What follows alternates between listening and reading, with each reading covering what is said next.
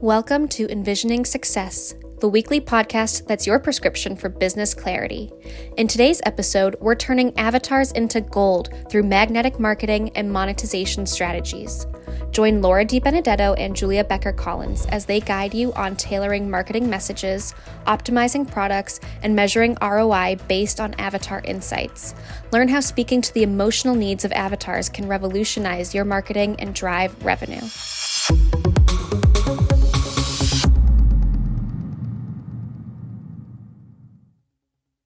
Hello, and welcome to yet another exciting episode of the show where we teach you all about marketing, how to make money, and have fun while you're doing it. So today we are continuing the avatar subject, and we're rounding out a 4-week sprint on the subject of avatar design, construction, and monetization. So there's our $5 word for the day.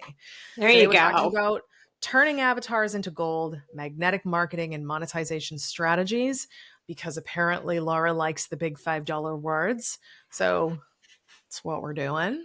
I'm joined. And before I forget, before I forget, if you prefer to watch us make silly faces on camera, we are on YouTube. We are on YouTube, and I definitely make apparently a lot of stupid faces, and they all look like I just took like a table leg to my baby toe. I don't know why. So all if right. you're listening on audio, then you're missing out on those. And on that note, I am Julia Becker Collins, joined by the lovely Laura DiBenedetto. Hello. So today's subject is going to be all about transforming the theoretical concept of avatars and all the fun stuff we've been talking about. Let's actually do it now and turn it into actionable revenue generating strategies. So there's three things. Our favorite thing is revenue generating. Yeah. I mean, theoretical, revenue generating. Like, I'm all about these, big I'm so smart phrases. Right. Yeah. Why not? Okay. So, after my soliloquy, that was the last episode, I am going to ask you if you could talk a little bit about how to tailor your marketing messages to resonate deeply with your avatar or avatars. Absolutely. So once you understand the psychographics, there's another $5 word. What is with me, man? I'm just like, I can't speak plainly. Screw you it, had whatever. your smart hat on when you were building this out. Listen to me. My avatar has a very high IQ. Facts. So if you're a monosyllabic individual, keep on moving. Wow. Wow. We go all Wilson. Okay. Wow. Break. Let's go. Oh God. So yeah, once you understand the psychographics, which is basically how they feel, some of their fears, their pain points, and all of the emotional stuff that makes someone who they are, and you understand those things, well, you understand how to speak to them. And I remember like there's the golden rule, and I remember the platinum rule. Golden rule is treat people the way you want to be treated, which I think is BS. Platinum rule is treat people the way they wish to be treated. I think that one falls under the heading of duh. So let's do more of that. But that's basically what this is it's all about the platinum rule. It's treating people the way they wish to be treated. So let's say your avatar is, I'm thinking about an avatar I built for one of my clients about a year ago. And I remember we gave her a name, we gave her a photo, we did the whole thing. The avatar's name is Jessie, and she is a woman in corporate looking to ascend the corporate ladder. She's making probably around like 80K, maybe to 100K, yada, yada. Those are all demographics. But once we get into the psychographics, we learn that Jessie is very emotionally based. She's very sensitive, probably a bit more shy. She's very team oriented, very togetherness oriented, very, aligned with trying to bring people to a place of consensus. And she has a soft spot for all the causes, all the social things, any underdog. She's got a soft spot for that. And she really leads with her heart. Okay, great. These are really good details to know. I remember we spent probably a good 3 weeks constructing this avatar. And once I know this person, in this case, Jessie, the avatar, I can speak to her in a very specific way that she'll be able to hear. So if I come out of the gate with marketing that's like, hey, ascend the corporate ladder, dominate the competition, blah, blah, blah, she's going to be like, I'm leaving. This is awful, right? But if I spoke to her through the marketing with, be validated at work, be recognized for the contributions that you make, like feel powerful and strong in your salary negotiations, and accelerate in your career on your own terms. And I speak more gently to her and touch into more of the touchy-feely values that she has, I am more likely to be able to sell to her effectively, but not just even sell to her, because sometimes I'm not going to, but build a fan, build brand evangelism, and get someone who's very, very excited about my company, who will tell other people for me and help me find more of my ideal customers. So when Yes, you we speak love that. people's love languages, basically, you're more likely to be able to wow them. And again, I mean, with the whole point of the show, help you make more money and have fun while you do it. Like, There you go. that's what you do. And when you're tailoring your messages. I love that. And my love language, as Laura knows, is canceling meetings. I got you, girl. I'm really I good know. at that. I know. I feel like I'm not the only one with that love language, though. No, I'm like, oh no, I have to cancel a meeting with Julia. Meanwhile, she's like, yeah, and the crowd goes Yes! wild. I get my hour back. Excellent. I couldn't agree with that more. I really always stress to people, you need to speak the language of the person that you're trying to sell to. And I think they misinterpret that as me saying, like, if they're in France, speak French. And that is absolutely not what I am saying. They need to see themselves in your marketing and resonate with what you're doing. And, to speak to your point, even if they don't end up buying from you because they related to what you were talking about, it creates somebody who then wants to refer people to you, which is like the best sales lead. Yeah, absolutely. With my other company, we've been working really hard at building brand evangelists, and honestly, like it's a really great concept to think about when you're like trying to build a company and you're really, really dialed into your avatar. When you speak to people with so much precision, exactly the way they want to be spoken to, about what they want to talk about, and you make people feel heard, validated, loved, seen, and taken care of, even if they don't spend a nickel with you, you will have an army of people out there singing your praises, eager to write a review for you. And by the way, they might never spend a dollar with you, but they're still very valuable to your company. So building brand evangelists, dude, I'm here for it. Like, absolutely. Me too. So talk to me a little bit about how optimizing the product or service that somebody offers, how you can optimize it based on that avatar insight, those demographics, those psychographics. See what I did there? I used the $5 word. The check is in the mail. Oh, thank you. Welcome. How do you recommend that clients or prospective clients do that, change, or optimize what they're offering based on those insights? That's a great question. I think that there's a lot of ways that you can really optimize what you do. I mean, the thing is, I'm thinking that largely everybody who listens to this show, with a few exceptions, mostly established businesses, business owners, leaders, just like us. And I think the question, I mean, when you're a startup, you just kind of like create what people need. It's pretty simple. But the question is more specific around how do you do it when you've been out there in the world as a certain way for a very long time? Like, let's say you've been around for 20 years, then you get very clear about who your avatar is. We have a client that we've been working with for a while who has been in existence, built a $4 million company, very successful, 20 years, but they don't want to do sales forever. So they're like, okay, well, I need to fire myself from this particular job because I'm just tired. I can't do 80 hours a week anymore.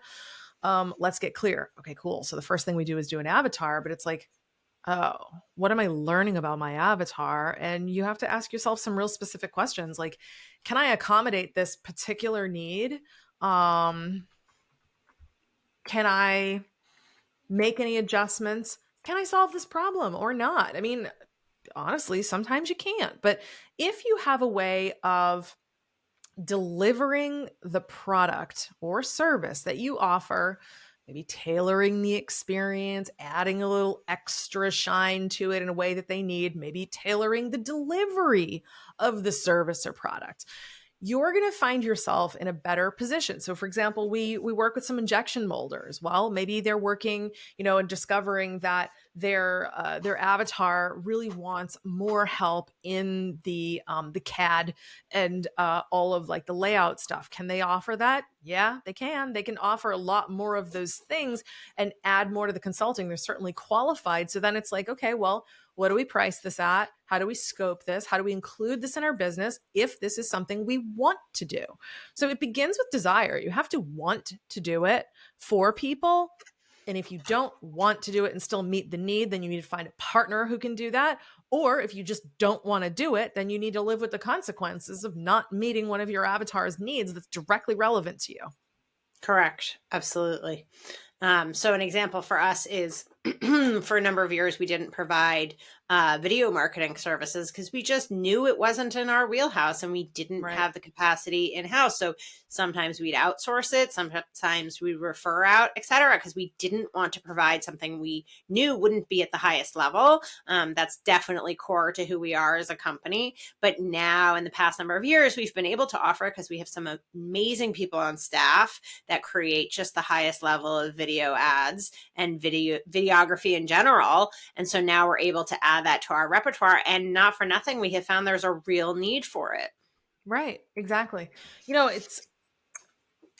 It's very important that you really listen. So when you're putting these avatar profiles together, listen carefully to what you learn. And, we talked about in the last episode, the confirmation bias. Don't assume that you're right.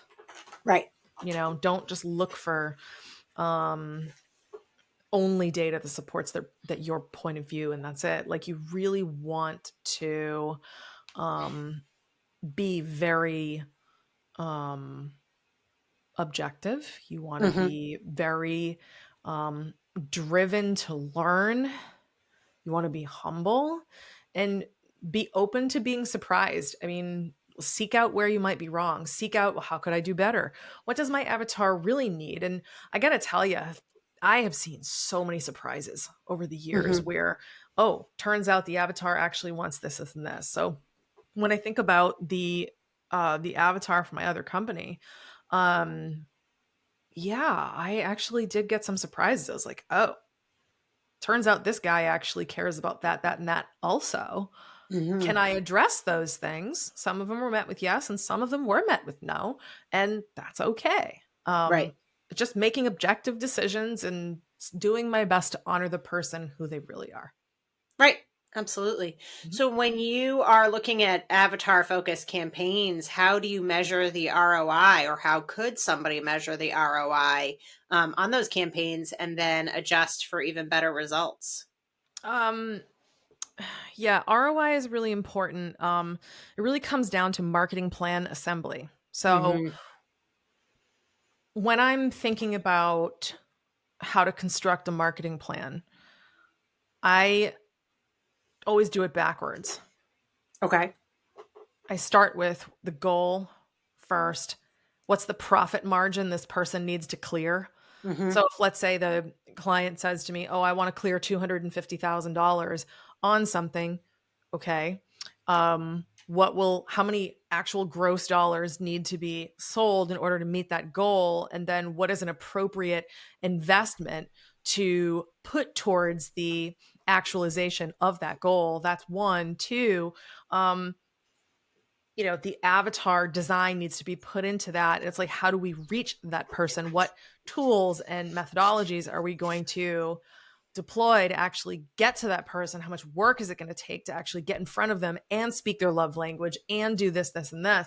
So this is where it all starts to really come together. Everything we've been talking about over the last 4 weeks, everything comes down to return on investment, because you have to decide, is the juice worth the squeeze? If I'm going to say to you, hey man, I need you to invest $129,000 into your marketing plan for the next 12 months, I need to be able to say to you with a straight face, you're going to be able to expect, based on your margins, a gross sale amount of XYZ, and probably like a net profit of blah, blah, blah, that is way in excess of what we've asked you for. It's going to take this much work, and we're going to have to go after this person, potentially these people, and whatever. So when we think about, measuring ROI, it comes down to precision, detail, and when you get performance metrics back based on your marketing programs,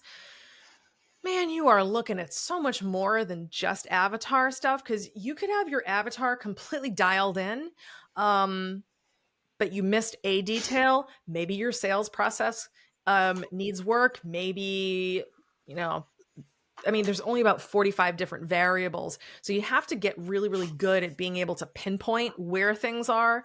That can be very stressful for a lot of business owners to try to like pinpoint. This is really where you want to work with a professional for this, because just like a good like heart surgeon, they can tell you specifically exactly where the problem is versus guessing. And Right. when you think about measuring the return on investment of an avatar-based campaign, it will be based on your top of the funnel data, which is how many likes you're getting, how many clicks you're getting, how many inbound leads you're getting, how many sales conversations are you getting to have. And then you're also going to start to measure your sales performance.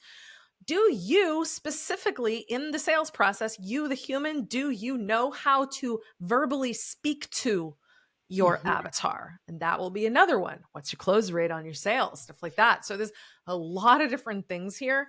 But yeah, there's so much here. Even like buying decisions, within the demographics. We think about, certain groups of people, like for example, folks our age, we're in our 40s, we're more likely to be on Facebook just because we kind of grew up with it, and I mean in like in our 30s and whatever. I was like, I didn't grow up with it. Well, I was an amoeba when I was in my teenage years. I was There you like, go. what's a phone? Like, I had the internet that was like, that one. But when you think about like who you're targeting, you really want to get hyper specific about understanding who they are, the age group they're in, the technology they might be exposed to, and like what's appropriate for their age group. Like if I'm trying to target, I don't know, people that are like 21, I'm probably going to put myself on TikTok. If I'm targeting people, which I am, in their 40s, 50s, and 60s, it'll be probably LinkedIn and Facebook and things like that. And those are just 2 and 3 of the tools of hundreds. Yeah. And I really appreciate what you talked about just a little bit earlier in terms of how marketing translates or leads directly into sales, and one can inform the other. That's a conversation I have often with clients or prospective clients, and I know you do as well. You can't only focus on the marketing. The marketing is a very, very, very important tool. But if you are not then closing the sale, or your sales team isn't closing the sale, or they don't know how to close the sale, or nobody's even checking your inbox for where the leads are coming from, the marketing can only take you so far. Marketing and sales really have to hold hands and work well together. So do your salespeople know how to close sales? Do your salespeople know the key points that they should be bringing up and how the marketing is talking about your service or your product? Yeah, absolutely. The thing about avatars, and I think I want to just kind of quickly summarize this entire series of the 4 episodes. The thing about avatars is it lends a lot of rich texture to who your customers are as people. And the thing that will always be true is relationships will always sell better, even if you're selling coffee. People like to know that their barista knows their name and can spell it correctly. I'm looking at you, Starbucks. I like to know who the mechanic is. Like, people want to be known. People want to feel validated. That will never not be the case. Okay. Until we're taken over by AI, human beings still have feelings. And the more you can add humanity, richness of texture to your marketing, so you can really speak people's love languages, the more you're able to do that, the more you're going to be successful. Your marketing efforts will be more laser focused. You'll be more precise. You'll spend less money. You'll get better results, and you'll have more fun. And you'll make more money. Exactly. Mm-hmm. So anyway, that puts a bow on it. Thank you so much for joining us for the last 4 weeks. If you are just catching up now, go listen to the other ones. They're really good. We definitely dropped a lot of knowledge for you. Again, our show is sponsored by Vision Advertising. You can check us out at vision-advertising.com. If you would like to see the video version, check us out on YouTube. You can like, subscribe, share, please review. That would be helpful. And if you have questions about your marketing or branding or what we'd like to potentially cover in other episodes, just shoot us a note, info@vision-advertising.com. We're always excited to serve you. Thank you, Julia Becker Collins, for joining me yet again as my co-host. Thank you, Laura DiBenedetto. It's a pleasure to spend time with you guys, and we will see you next week.